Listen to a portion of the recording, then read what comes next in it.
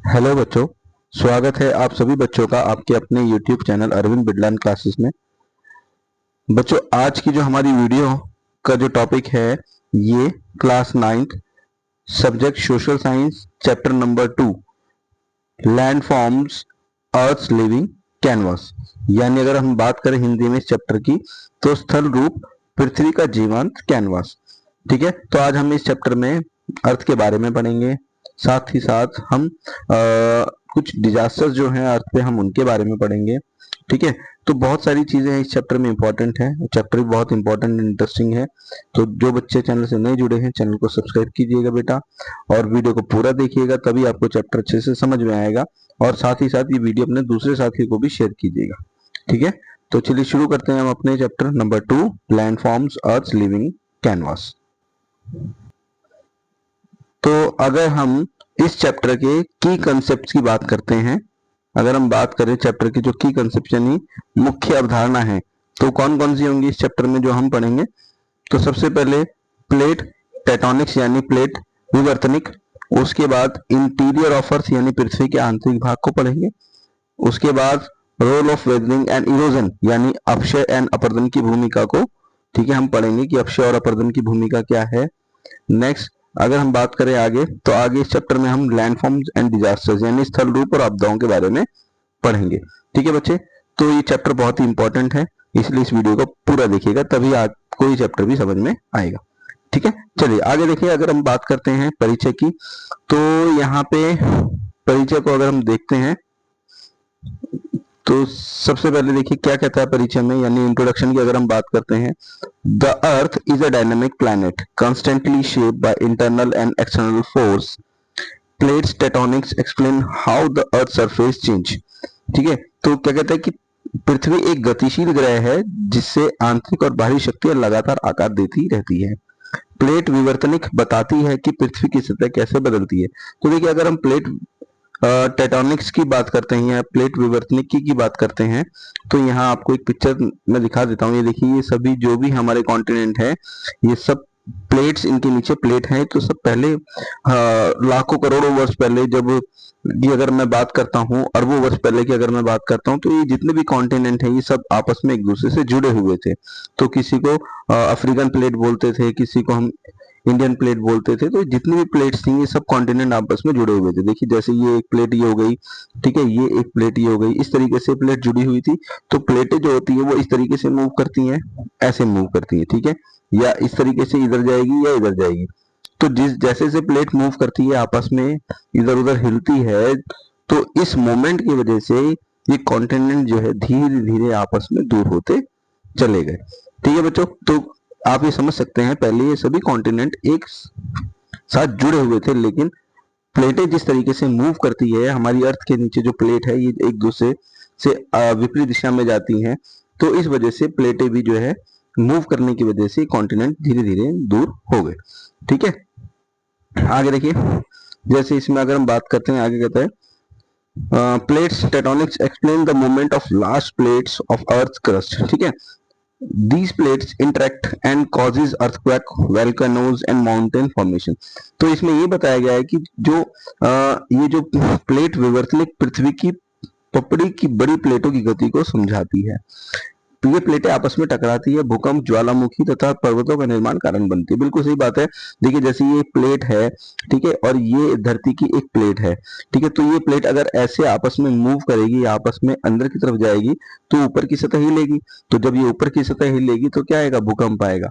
इन्हीं प्लेटों की मूवमेंट की वजह से भी ज्वालामुखी का निर्माण होता है। ठीक है, और इन्हीं प्लेटों के मूव करने की वजह से ही पर्वतों का भी निर्माण होता है। ठीक है, तो प्लेटों का मूव करना ज्वालामुखी, भूकंप और पर्वत निर्माण में जो है वो एक बहुत बड़ा कारण है।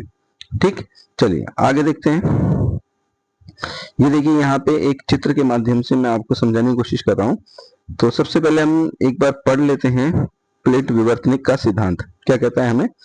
तो देखिए क्या कहता है यहाँ पे, The lithosphere is divided into plates that float over the asthenosphere. Alfred Wegener proposed continental draft theory। तो एल्फ्रेड नोबेल ने एक ड्राफ्ट थ्योरी दी है। ठीक है, देखिए पहले इसको समझ लेते हैं क्या कहते हैं। देखिए ये यहाँ पर आप देख रहे हैं सभी प्लेटें आपस में इस तरीके से जुड़ी हुई थी ना, ये देखिए सारे महाद्वीप आपस में एक दूसरे से जुड़े हुए थे इस तरीके से। तो लेकिन प्लेटों के मूव ऐसे करने से और इस तरीके से बाहर की तरफ मूव करने से, मतलब अंदर की तरफ मूव कर रहे हैं और बाहर की तरफ मूव करने से, जब ये प्लेटें लगातार मूव करती रहती है तो ये कॉन्टिनेंट धीरे धीरे एक दूसरे से अलग होते चले गए। ठीक है, ये है हमारा टेक्टोनिक प्लेट सिद्धांत।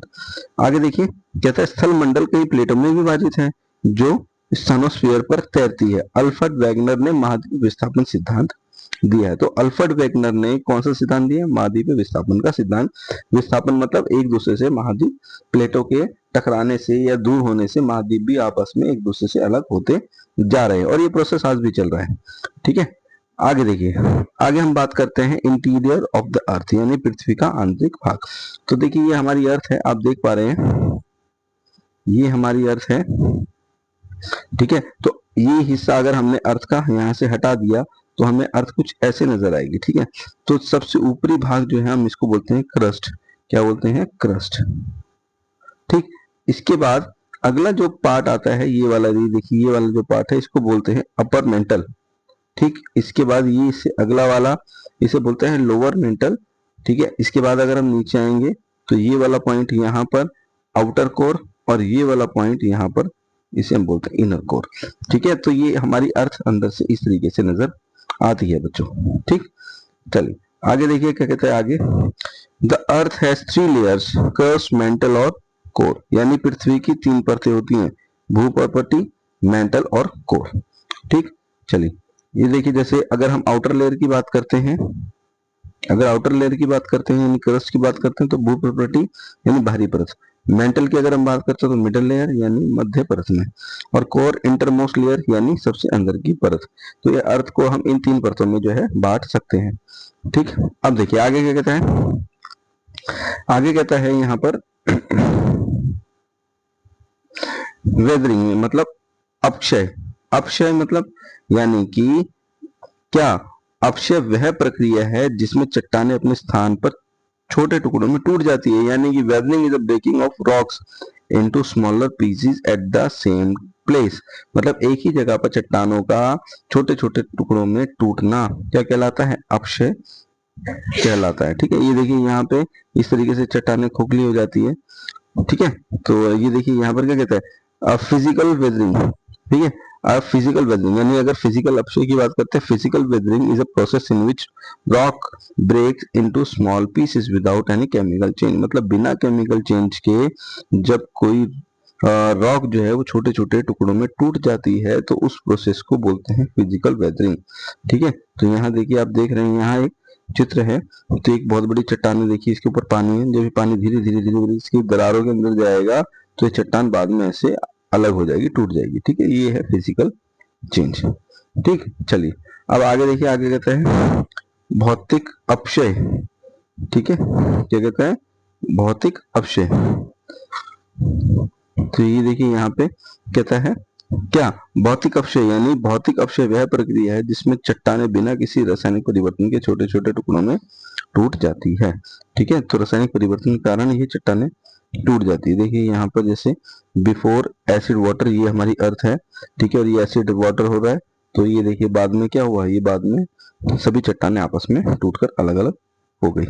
ठीक, चलिए आगे देखिए कहता है रासायनिक अपक्षय। रासायनिक अपक्षय प्रक्रिया जिसमें चट्टानें रासायनिक अभिक्रियाओं के कारण टूटकर अपने स्वतंत्र संरचना में बदल जाती है। यानी biological weathering. Biological weathering is the breakdown of rocks due to action of living organisms like planet, animals and microorganisms. ठीक है, तो ये देखिए ये सब क्या है? ये चट्टानों में से ये पेड़ पौधे निकलते हैं तो ये चट्टानों को तोड़ देते हैं ना।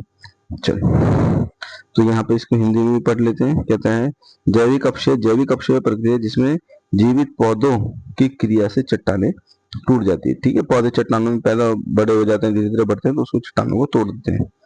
ठीक, अब देखिए आगे कहता है इरोजन यानी अपरदन। Erosion is a removal of weather material from one place to another. यानी अपरदन वह प्रक्रिया है जिसमें अपयक्षित पदार्थों एक स्थान से दूसरे स्थान पर जो है वो ले जाते हैं। मतलब जब अपर्दन होता है यानी मिट्टी को एक जगह से दूसरी जगह ले जाना। ठीक है, चलिए देखिए अब आगे क्या कहता है।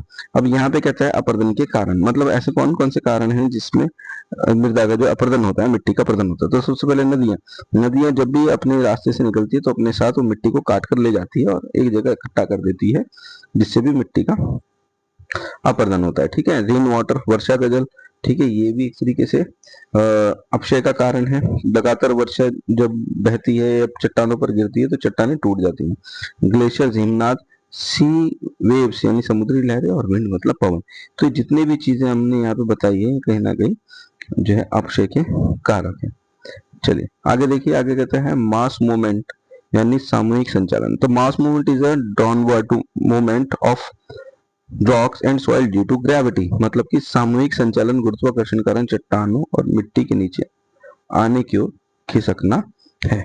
ठीक है, तो ये देखिए अगर हम मास मूवमेंट की बात करते हैं तो किस लिए होता है, जैसे यहाँ पर लिखा हुआ है वर्क ऑफ रिवर। ठीक है, उसके बाद अपर कोर्स माउंटेन स्टेज, उसके बाद मिडिल कोर्स प्लेन स्टेज। ठीक है, और नेक्स्ट आप देखिए lower course in delta stage, है ना। तो ये सब चीजें हम इस मास मूवमेंट में पढ़ते हैं। आगे देखिए, तो यहाँ देखिए आप एक चित्र देख पा रहे हैं। ये देखिए बड़े बड़े ग्लेशियर्स हैं, पहाड़ हैं, यहाँ से पानी पिघलता है और इस तरीके से पिघल कर ये पहाड़ों से मैदानी इलाकों में आता है और मैदानी इलाकों से फिर ये यहाँ देखिए, यहाँ से पहाड़ से निकला, ये मैदानी इलाकों में आया और आने के बाद ये देखिए यू आगे बहता हुआ ये देखिए डेल्टा बनाकर समुद्र में गिर गया। ठीक है, तो नदी कहाँ से निकलती है, नदी जो है निकलती है हिमनादों से ना। ये यहाँ पर बड़े बड़े क्या है, बड़े बड़े चट्टाने हैं यहाँ पर। ठीक है, बड़े बड़े पहाड़ है जहाँ से ये नदियां निकलती है और इन नदियों के सहारे से ही ये देखिए इस तरीके से ये फिर आगे डेल्टा बनाती है, डेल्टा बनाती है। ठीक है बच्चों, उम्मीद करता हूँ आपको समझ में आया होगा। तो आगे हम बात करते हैं, देखिए आगे क्या बताया गया है यहाँ पर, ग्लेशियर्स यानी हिमनाद। तो ग्लेशियर्स क्या है, glaciers are moving masses of ice that shape the land, मतलब हिमनाद बर्फ के विशाल गतिशील पिंड होते हैं जो स्थल रूप बनाते हैं। ठीक, चलिए आगे देखिए, आगे कहता है मेजर लैंडफॉर्म यानी प्रमुख स्थल रूप, माउंटेन्स पर्वत, mountains are the high landform with steep slopes, है ना, यानी कि पर्वत ऊंचे स्थल रूप होते हैं जिनकी तीव्र ढाल होती है। ठीक है, देखिए ये पर्वत है तो ये इसकी क्या है, ये इसकी तीव्र ढाल है ना, खड़ी ढाल है। आगे है पठार। ठीक है, plateau are flat topped elevated areas, यानी पठार समतल शीर्ष वाले ऊंचे क्षेत्र होते हैं। ठीक है, तो ये प्लेटू है और ये माउंटेन्स के बारे में हमने पढ़ा। ठीक है, आगे देखिए, आगे आता है प्लेन्स मतलब मैदान। Plains are flat and fertile land areas, मतलब मैदान समतल और उपजाऊ भूमि होते हैं, है ना। तो जो हमारे उत्तर भारत के मैदानों की अगर मैं बात करता हूँ, उत्तर भारत के मैदान, उत्तर भारत के मैदान में जैसे पंजाब राज्य हो गया है, ठीक है, आगे हरियाणा हो गया, ठीक है, फिर इसके बाद उत्तर प्रदेश हो गए, तो जितने भी राज्य हैं यहाँ पे सभी की जो भूमि है किसानों की वो सब काफी उपजाऊ है, जिससे उनको बहुत फायदा होता है। ठीक है, तो यहाँ के जो मैदान है वो समतल है और भूमि उपजाऊ है। ठीक, आगे देखिए, अगर हम आपदाओं की बात करते हैं, डिजास्टर्स की अगर हम बात करें तो क्या कहता है यहाँ पे, देखिए प्राकृतिक आपदाएं हैं डिजास्टर्स की। तो देखिए यहाँ पे कहते हैं natural disasters include earthquake, landslide, floods and dust storm. तो प्राकृतिक आपदाओं में क्या कहता है, भूकंप आ गया, भूसंकलन आ गया, भूस्खलन आ गया, बाढ़ आ गई और धूल भरी आंधियां इसमें शामिल होती है। ठीक है, तो यहाँ देखिए आगे, आगे कहता है भूकंप। The earthquake is the sudden shaking of earth due to movement of tectonic plates, मतलब भूकंप जो है ये पृथ्वी की प्लेटों की गति के कारण अचानक होने लगता है ना। जैसे मैंने आपको बताया ये दो प्लेटें हैं हमारे अर्थ के अंदर, जब ये इधर मूव करेगी, ठीक है, और जब या तो ये इधर मूव करेगी अंदर की तरफ तो इसे क्या होगा, प्लेटें हिलती हैं और भूकंप आते हैं। ठीक, तो ये देखिए भारत में अगर हम बात करते हैं, भारत में तो ये वाला जो एरिया है भारत में ये सबसे डेंजर जोन में आता है जहाँ पे लगातार भूकंप आते रहते हैं। ठीक है, आगे देखिए, आगे क्या कहता है, earthquake is a prone zone are clearly marked on map, settlements near fault lines are more vulnerable to earthquake, landslides and floods, यानी भूकंप संभावित क्षेत्र मानचित्रों में स्पष्ट रूप से दिखाए जाते हैं। भ्रंश रेखाओं के पास सबसे बड़े भूकंप क्षेत्र भूस्खलन और अनाज और बाढ़ के प्रति अधिक संवेदनशील होते है। ठीक है, आगे देखिए, आगे कहते हैं vulnerability depends on the population density, soil, rock type and construction quality, यानी संवेदनशीलता जनसंख्या घनत्व, मिट्टी, चट्टानों के प्रकार और निर्माण की गुणवत्ता पर निर्भर करती है। ठीक है बच्चों, चलिए आगे देखते हैं। आगे हम बात करते हैं जिसमें बताया गया है the role of a man in changing the land surface, मतलब भूमि सतह को बदलने में मानव की भूमिका। तो मानव की क्या भूमिका रही है, किस वजह से ये सारी आपदाएं आ रही हैं, तो देखिए पढ़ते हैं इसको। क्या लिखा है यहाँ पर, ये इंपॉर्टेंट पॉइंट्स हैं कुछ। Besides the above forces man also play vital role in changing the land surface, मतलब कि उपयुक्त प्राकृतिक शक्तियों के अलावा मानव भी भूमि सतह को बदलने में महत्वपूर्ण भूमिका निभाता है। ठीक है, कैसे? He is responsible for degradation of land in a number of ways, वह कई तरीकों से भूमि के क्षरण के लिए जिम्मेदार है। ठीक है, तो मनुष्य भी भूमि के क्षरण के लिए या भूमि को गंदा करने में या पेड़ों को देखा, आपने देखा होगा किस तरीके से लैंड को मनुष्य जो है अपनी जरूरतों को पूरा करने के लिए इस्तेमाल करता है, और भूमि का जो है वो बहुत कई तरीके से वो क्षरण करता है ना, उनको डिग्रेडेशन करता है लैंड को।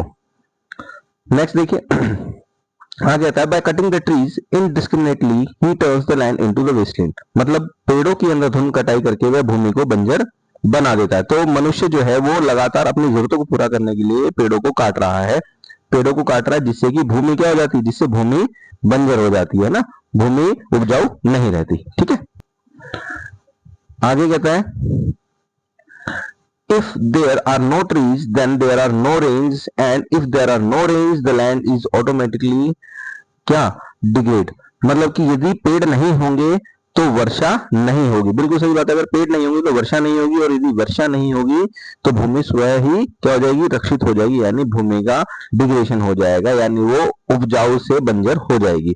तो कहीं ना कहीं मनुष्य भी भूमि को बंजर बनाने में बहुत महत्वपूर्ण भूमिका निभा रहा है, क्योंकि मनुष्य अपनी जरूरतों को, अपनी लालच को पूरा करने के लिए लगातार जो है पर्यावरण को नुकसान पहुंचा रहा है। ठीक है, आगे देखिए, आगे कहता है indiscriminate building activities not only swallow the land but also render the surrounding lands degraded, अनियंत्रित निर्माण गतिविधियां न केवल भूमि को घेर लेती हैं बल्कि आसपास की भूमि को भी क्षतिग्रस्त करती है, क्योंकि मनुष्य जो है अनियंत्रित, मतलब किसी तरह से कोई भी कंट्रोल नहीं होता, मनुष्य किसी तरह से किसी भी एक्टिविटी को कंट्रोल नहीं करता, और निर्माण गतिविधि इतनी करता है जो भूमि को क्या कर लेती है, भूमि को घेर लेती है और आसपास की भूमि को क्या करती है, क्षतिग्रस्त कर देती है।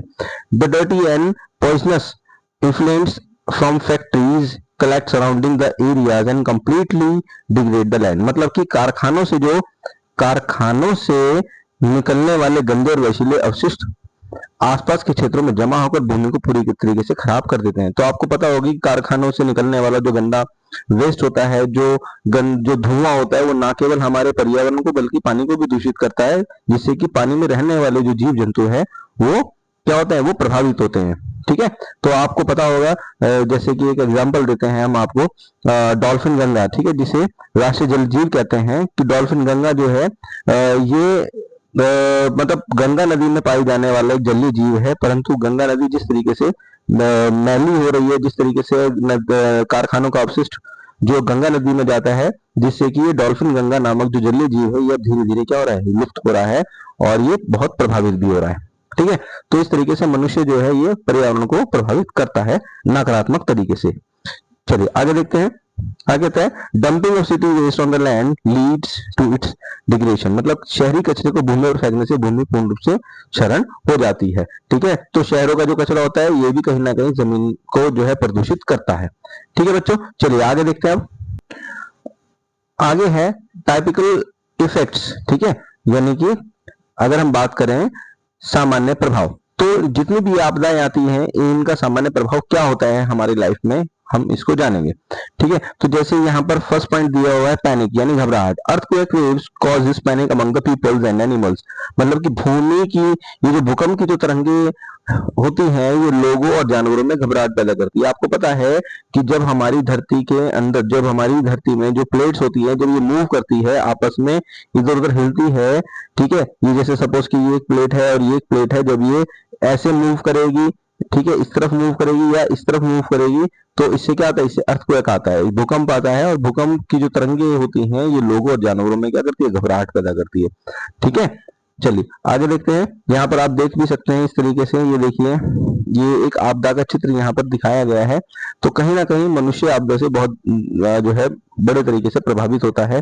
ना केवल मनुष्य बल्कि सोसाइटी में सभी लोग जो है वो जो है प्रभावित होते हैं। तो एक तरीके से विकास जो सोसाइटी का वो रुक जाता है। ठीक है, आगे देखिए, आगे कहता है फिजिकल डैमेज, भौतिक क्षति, building collapse, road cracks and bridge gate damage, मतलब कि इमारतें गिर जाती है, भूकंप आता है, सड़कें टूट जाती हैं, पुल भी जो है क्षतिग्रस्त हो जाते हैं।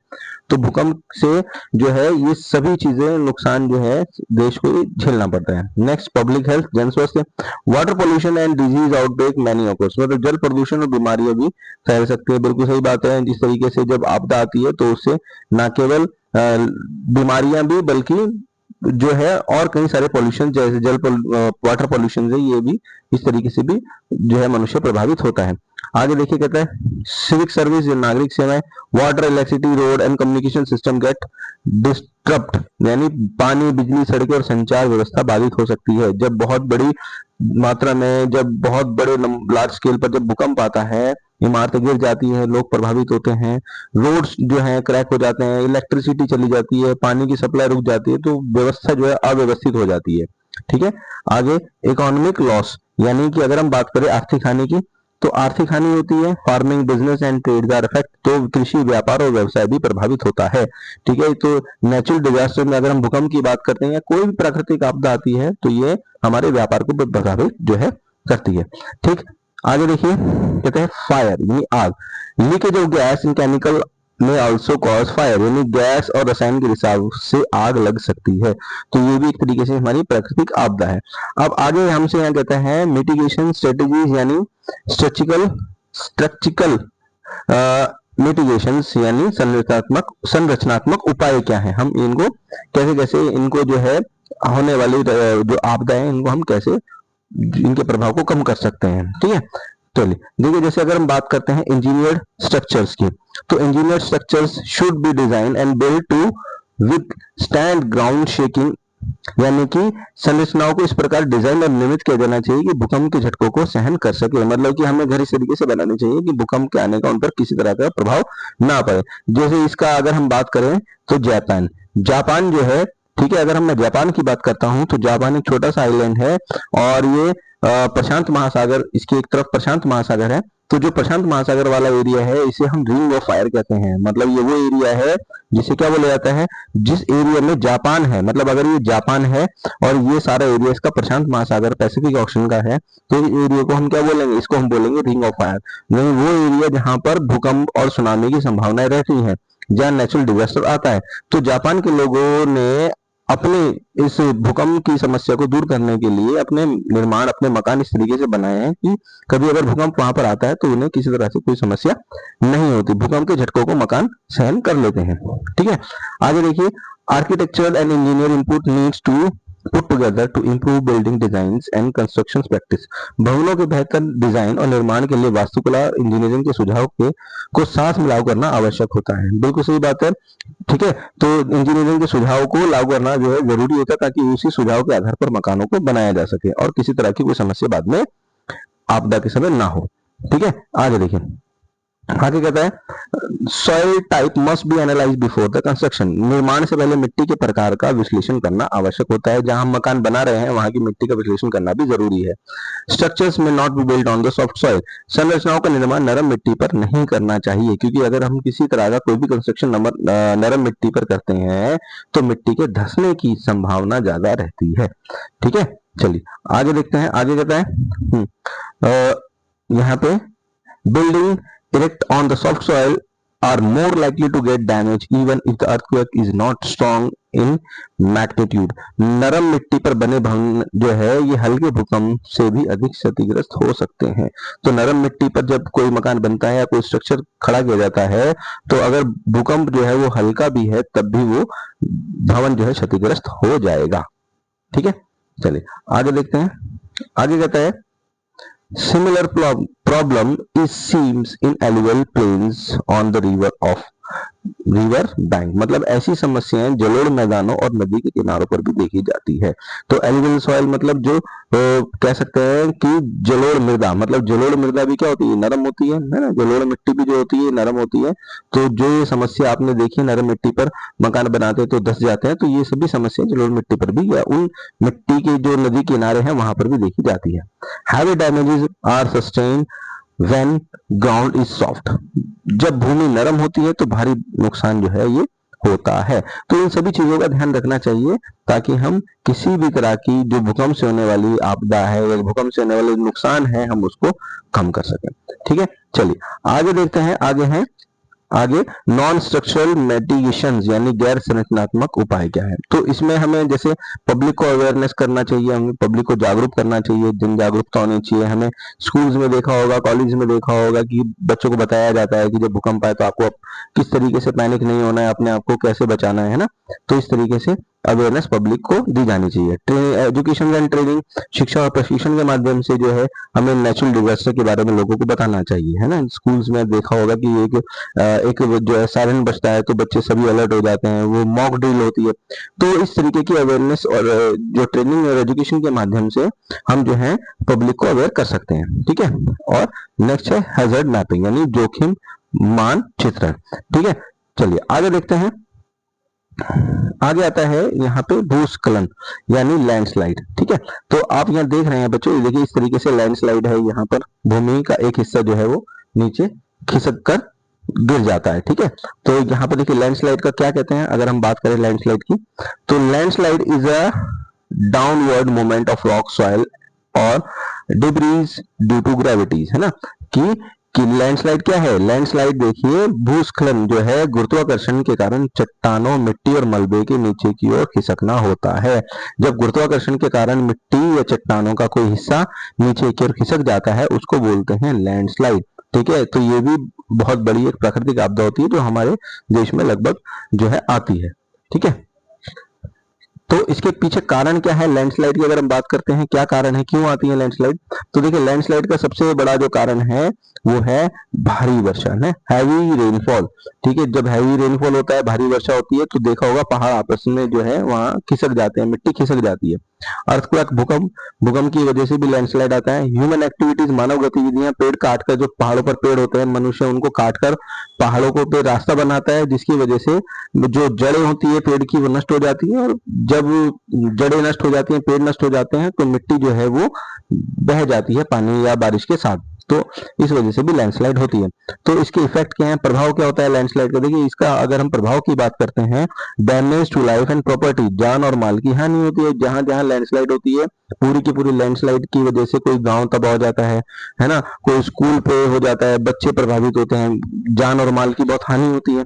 ठीक है, आगे ट्रांसपोर्ट डिस्ट्रप्शंस होती है, परिवहन बाधित होते हैं। जब लैंडस्लाइड हो जाती है तो रास्ता रुक जाता है, खाने पीने का सामान या बहुत जरूरी चीजें जो होती है उनकी आवाजाही रुक जाती है।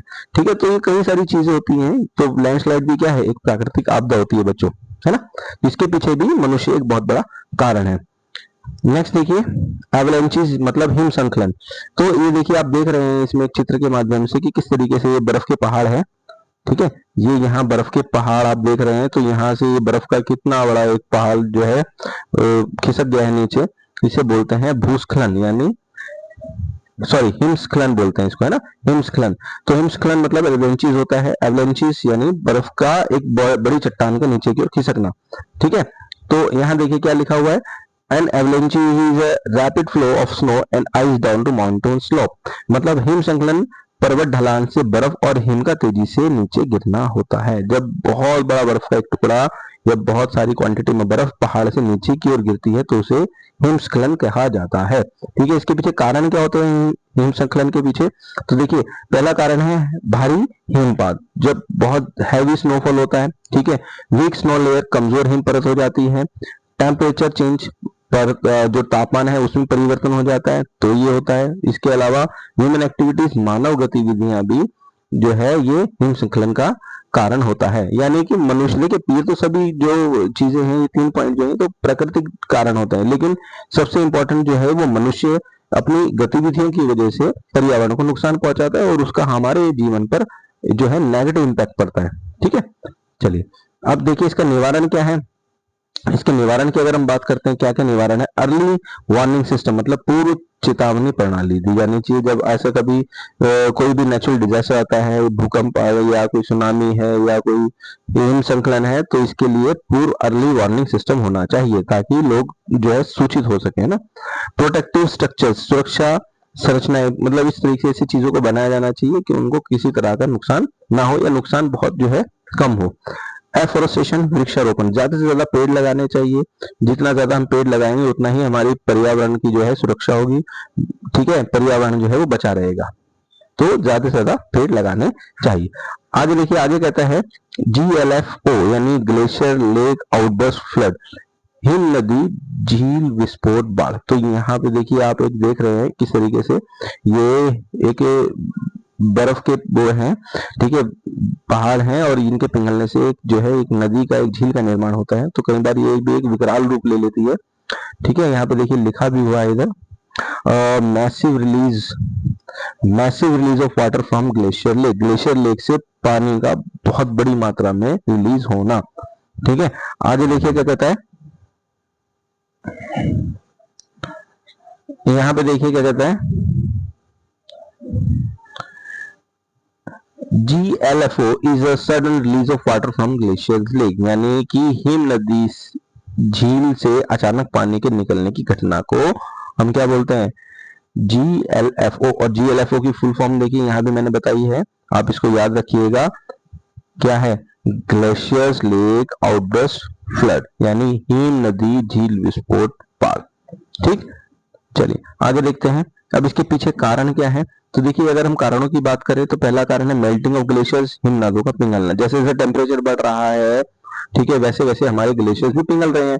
अगर ग्लेशियर्स पिघलेंगे तो उनका पानी कहाँ आएगा, उनका पानी पहाड़ों से नीचे आ जाएगा और झील जो होंगी उनमें पानी का स्तर बढ़ जाएगा और नदियों में पानी का स्तर बढ़ जाएगा, जिसकी वजह से बाढ़ आएगी, ठीक है। आगे वीक डैम्स यानी कमजोर प्राकृतिक बांध, ठीक है, तो बांध जो है काफी कमजोर हो जाते हैं कई बार, जिसकी वजह से वो टूट जाते हैं और टूटने के बाद जो है पानी अनियंत्रित हो जाता है और इससे भी बाढ़ आ जाती है, ठीक है। अर्थक्वेक यानी भूकंप, भूकंप भी जो है इसके पीछे बहुत बड़ा कारण है, ठीक है। तो ये इसके कॉजेज है। अगर हम बात करें इससे कैसे छुटकारा पा सकते हैं, क्या इसके निवारण है, मिटिगेशंस क्या है, तो देखिए पहला पॉइंट इसमें क्या है, अगर हम बात करें तो पहला है निगरानी यानी मॉनिटरिंग करना, अर्ली वार्निंग यानी पूर्व चेतावनी देना, ठीक है। इसके बाद कंट्रोल ड्रेनेज यानी नियंत्रित जल निकासी और डस्ट, ठीक है। तो ये यहाँ पर ये यहाँ तक जो है ये इसके निवारण है, ठीक है, कि भाई हमें निगरानी रखनी चाहिए, हमें लोगों को चेतावनी देनी चाहिए। तो इस तरीके से हम जो है इन प्राकृतिक आपदाओं के निवारण करके इनसे हम अब जन और माल की जो हानि है उसे कम कर सकते हैं, ठीक है। आगे हम बात करते हैं किसकी, तो यहाँ पे देखिए आगे हम बात करते हैं डस्ट स्टॉर्म्स यानी धूल भरी आंधियों की, ठीक है। तो ये आप देख रहे हैं इस तरीके से बहुत खुला सा ये आप मैदान देख रहे हैं, बहुत खुला मैदान है। तो यहाँ पे ये धूल भरी आंधियां देखो किस तरीके से उड़ रही है। तो ये भी एक तरीके की प्राकृतिक आपदा, जो रेगिस्तान वाले इलाके होते हैं, बहुत बड़े समतल मैदान होते हैं, वहां पर इस तरीके से धूल भरी आंधियां देखने को मिलती हैं, ठीक है। ये देखिए आगे क्या कहता है, dust storms occurs when the strong winds carry dust into the air reducing the visibility, यानी कि धूल भरी आंधियां तब होती है जब तेज हवाएं धूल को हवा में उठा लेती हैं और अदृश्यता कम हो जाती है। मतलब ये धूल भरी आंधियां तब चलती है जब हवाएं धूल को हवा में उठा लेती है और हवा भी बहुत तेज होती है और इससे क्या है, विजिबिलिटी यानी दृश्यता कम हो जाती है। तो ऐसा भी अक्सर इस तरीके की प्राकृतिक आपदाएं भी हमारे देश में आती है, ठीक है। जैसे हम आपने देखा होगा कि आप जिस शहर में रहते हैं वहां पर भी आंधी चलती है, कई बार आंधियां बहुत तेज हो जाती है जिसकी वजह से धूल भरी आंधी चलती है और बहुत सारे मिट्टी और जो है डस्ट हमारी गलियों में और आसपास इकट्ठा हो जाता है, ठीक है। इसके पीछे कारण क्या है, तो अगर हम इसके कारणों की बात करते हैं तो सबसे बड़ा जो कारण है यहाँ पे एक है ड्रॉट यानी सूखा, दूसरा है स्ट्रॉन्ग विंड्स तेज हवाएं और तीसरा है डिफोरेस्टेशन यानी वनों की कटाई। जितनी ज्यादा हम पेड़ों की कटाई करेंगे उतनी ही ज्यादा तेज हवाएं जो है ये मिट्टी को और दूसरे कंकड़ बालू को अपने साथ उड़ाकर ले जाती हैं। तो पेड़ जितने भी होंगे, जितने ज्यादा पेड़ होंगे ये हवाओं की स्पीड को कम कर देते हैं, है ना, जिससे कि जो मिट्टी होती है, पेड़ जो है वो मिट्टी की जड़ों को पकड़े रखते हैं और इससे ना तो मृदा का अपरदन होता है और ना ही वो मिट्टी उड़ पाती है, ठीक है। तो ये सबसे बड़ा कारण है कि मनुष्य जो है पेड़ों को लगातार काट रहा है जिससे कि पर्यावरण का नुकसान हो रहा है। ठीक है, अगर हम इसके निवारण की बात करते हैं तो निवारण में क्या होगा, देखिए जैसे अगर हम बात करते हैं निवारण की, तो एफोरेस्टेशन ज्यादा से ज्यादा वृक्षारोपण करना चाहिए, पेड़ लगाने चाहिए, सॉइल कंजर्वेशन यानी मृदा का संरक्षण करना चाहिए, और अर्ली वार्निंग यानी पूर्व चेतावनी दी जानी चाहिए। देखिए पूर्व चेतावनी देने का मतलब ये है कि अगर कोई प्राकृतिक आपदा आने वाली है, जैसे सुनामी है, या जैसे आप ये मान सकते हो कि कोई बवंडर जैसे पानी में आता है ना, जिसे हम क्या कहते हैं चक्रवात बोलते हैं, तो अगर सरकार को इनके बारे में जानकारी मिल जाती है तो सरकार उस आसपास के एरिया में रहने वाले लोगों को, जो समुद्र के किनारे रह रहे हैं ना, जैसे समुद्र में अगर कोई चक्रवात आने वाला है और जो लोग समुद्र के किनारे रह रहे हैं, तो उस एरिया के लोगों को सरकार पहले ही वार्निंग दे देती है कि भैया इस डेट को चक्रवात आने वाला है, आप कृपया करके अपना जरूरी सामान यहाँ से लेके चले जाएं, है ना। तो इस तरीके से जो लोगों की जान और जो जरूरी कीमती सामान होता है वो सरकार के माध्यम से जो है बचा लिया जाता है ना। चलिए आगे देखिए, आगे यहाँ पर है कि लर्निंग बिंदु क्या क्या हमने इसमें सीखा, है ना। तो जैसे हमने अर्थ सरफेस इज अनइवन, हमने सीखा कि पृथ्वी की सतह जो है वो असमान है ना। दूसरा, earthquake occurs due to the plate movement, यानी भूकंप प्लेटों की गति से होते हैं। मैंने आपको बताया था कि अगर पृथ्वी की एक प्लेट ये है और एक प्लेट ये है, अगर ये प्लेट इधर जा रही है, ये प्लेट इधर जा रही है, यानी हिल रही है, तो उससे क्या आता है, उससे भूकंप आता है। ठीक है, तो प्लेट्स जब मूव करती है तो उससे भूकंप आता है। जीएलएफओ कॉज सडन फ्लड्स, मतलब ये जो जीएलएफओ है इससे क्या आती है, इसे अचानक बाढ़ लाता है, यानी ये जो ग्लेशियर्स में जो बड़ी बड़ी हिमनद हैं इनके पिघलने से जो बाढ़ आती है वो भी बहुत ज्यादा नुकसान करती है। ठीक है, नेक्स्ट आगे हमने पढ़ा क्या कि dust storms effect the environment, मतलब धूल की जो आंधियां होती है ये भी पर्यावरण को प्रभावित करती है। ना केवल पर्यावरण की बल्कि ये हमारी दृश्यता को भी जो है कम कर देती है, हमें सामने का नजर नहीं आता है। ठीक है, आगे अगर हम बात करें शब्दावली की, तो यहाँ देखिए आप देख सकते हैं ये शब्दावली दी गई इस चैप्टर से रिलेटेड। जैसे लिथोस्फीयर मतलब शिलामंडल हो गया, है ना। रेजिंग मतलब अक्षय हो गया, यानी चट्टानों का टूटना हो गया। इरोजन मतलब अपरदन हो गया, जो मिट्टी का अपरदन होता है ना, जब पेड़ों को काट दिया जाता है तो मिट्टी जो है नदियों के द्वारा या बरसात के द्वारा इनका अपरदन किया जाता है, मतलब हो जाता है ना। ग्लेशियर्स मतलब हिमनाद हो गए, बड़े बड़े बर्फ के पहाड़ जो होते हैं, ठीक है, इनको क्या बोलते हैं, ग्लेशियर्स बोलते हैं। पठार, पठार यानी प्लेटू मतलब समतल ऐसे मेज के समान होता है। ठीक है, यहाँ ऊंचाई होती है, यहाँ ऊंचाई होती है, और ये इस तरीके से पठार जो है ये मेज के समान होता है, समतल होता है। इसके बाद डेल्टा होता है। डेल्टा क्या होता है, डेल्टा हम बोलते हैं, जैसे मान लीजिए ये नदी नदी जो है, इसको ऐसे देख समझ सकते हैं हम, नदी जो है यहाँ से निकली, यहाँ से निकलने के बाद नदी यहाँ से निकली, इस तरीके से निकलने के बाद ये समुद्र है। ठीक है, ये समुद्र है, नदी ने यहाँ समुद्र में अपना मुहाना बना लिया और इस तरीके से नदी ने क्या करा, यहाँ इस तरीके से नदी जो है कई धाराओं में निकल गई। तो यहाँ नदियां अपने साथ क्या लाती है, नदियां जो है अपने साथ कंकर, रेत, बालू, मिट्टी, ये सारी चीजें लाती है। तो जब ये सारी चीजें यहाँ धीरे धीरे करके इधर जो इकट्ठा हो जाती है, इधर इकट्ठा हो जाती है, यहाँ इकट्ठा हो गई, यहाँ इकट्ठा हो गई, इधर इकट्ठा हो गई, तो ये एक तरीके का मैदान बन जाता है जिसे हम डेल्टा कहते हैं। तो अगर मैं बात करूँ डेल्टा की, तो जैसे अगर मैं बात करूँ सुंदरबन डेल्टा, है ना, सुंदरबन डेल्टा, ये सुंदरबन डेल्टा जो है ये भारत का सबसे बड़ा डेल्टा है, या हम बात करें विश्व का सबसे बड़ा डेल्टा है सुंदरबन डेल्टा। ठीक है, जो कौन सी नदी, गंगा, गंगा और ब्रह्मपुत्र, ये दो नदियां जो है मिलकर बनाती है सुंदरबन डेल्टा।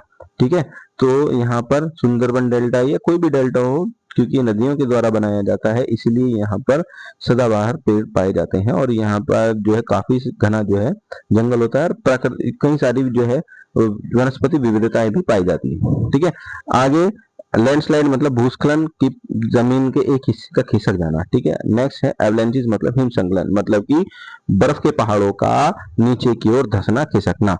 ठीक है, तो ये भूस्खलन और अवसंकलन जो ये हिमस्खलन जो है, ये एवलांचेस जो है, ये एक प्राकृतिक आपदा ही है। तो इन प्राकृतिक आपदाओं से मनुष्य लड़ नहीं सकता, लेकिन अपनी समझदारी से प्राकृतिक आपदाओं के प्रभाव को मनुष्य कम जरूर कर सकता है। ठीक है बच्चों, तो इसी के साथ ये चैप्टर खत्म होता है। उम्मीद करता हूँ आपको समझ में आया होगा बेटा। तो वीडियो कैसी लगी, जो बच्चे चैनल से नए जुड़े हैं चैनल को सब्सक्राइब कीजिएगा, वीडियो को अच्छी लगी तो उसको लाइक कीजिएगा, अपने कमेंट जरूर कीजिएगा। ठीक है, इसके बाद मिलेंगे फिर हम अपनी नेक्स्ट वीडियो पे। तब तक के लिए अपना ध्यान रखिए, अपने अच्छे से पढ़ाई कीजिए। Thank you.